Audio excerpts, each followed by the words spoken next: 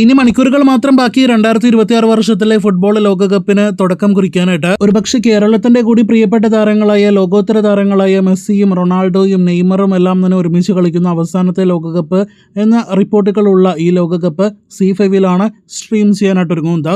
ഇന്ന് അർദ്ധരാത്രി മുതൽ മത്സരങ്ങളും ആരംഭിക്കുകയാണല്ലോ. അർജന്റീന, ബ്രസീൽ, പോർച്ചുഗൽ തുടങ്ങിയ നിരവധി ടീമുകൾക്ക് കേരളത്തിൽ വലിയ രീതിയിലുള്ള ആരാധക കൂട്ടായ്മയാണല്ലോ ഉള്ളത്.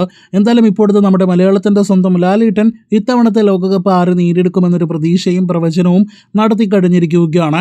ഇന്ന് വന്ന മലയാള മനോരമ റിപ്പോർട്ട് പ്രകാരം ബ്രസീൽ ഇത്തവണത്തെ ലോകകപ്പ് കിരീടം ചൂടുമെന്നാണ് ലാലേട്ടൻ പറയുന്നത്. നിരവധി ലോകകപ്പ് മത്സരങ്ങൾ നേരിട്ട് സ്റ്റേഡിയത്തിൽ കണ്ടിട്ടുള്ള ലാലേട്ടൻ ഖത്തർ ലോകകപ്പിൽ മെസ്സി കിരീടം ചൂടിയത് നേരിട്ട് കണ്ടതാണ്.